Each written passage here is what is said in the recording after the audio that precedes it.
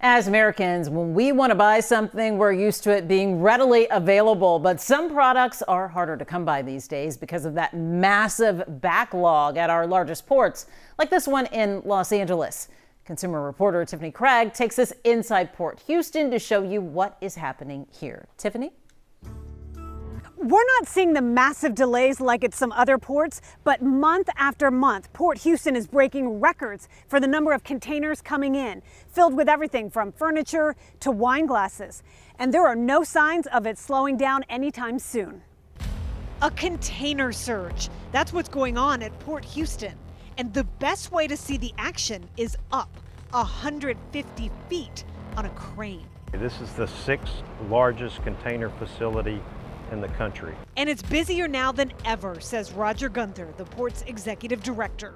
What is all this stuff? What's in these containers? Well, this stuff is imported goods for big box retailers, for things that you order from Walmart or Home Depot or Costco.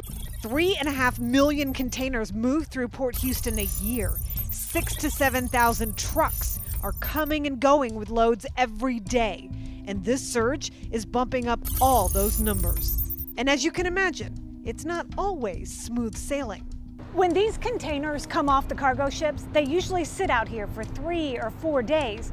But that's changed. Now they're stuck for 7 to 10. There's a shortage of drivers, and there's a shortage of trucks, and there's a shortage of chassis.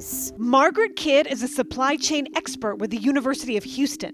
She says the slowdowns we're seeing at ports are from shutdowns, increased consumer spending, and what's being called the Great Resignation. I think COVID has allowed people to consider why they are doing certain jobs, or to rethink their priorities and think, well, gosh, maybe I want to do something different. Kidd believes this is a wake-up call for retailers to rethink how and where they do business. You've got to diversify where manufacturing facilities are located. You've also got to look at diversification of your suppliers and diversification of your ports of entry into U.S. markets. Some companies are already doing that. Stores like Walmart, Lowe's, Ross, IKEA, and Rooms to Go have all rerouted container cargo to Port Houston since the beginning of the pandemic. Plus, a project is in the works to deepen and widen the ship channel for even bigger container ships. Never stop building. We've never stopped building. Just continue to grow. And so will this surge of containers. It's on month 7 and counting.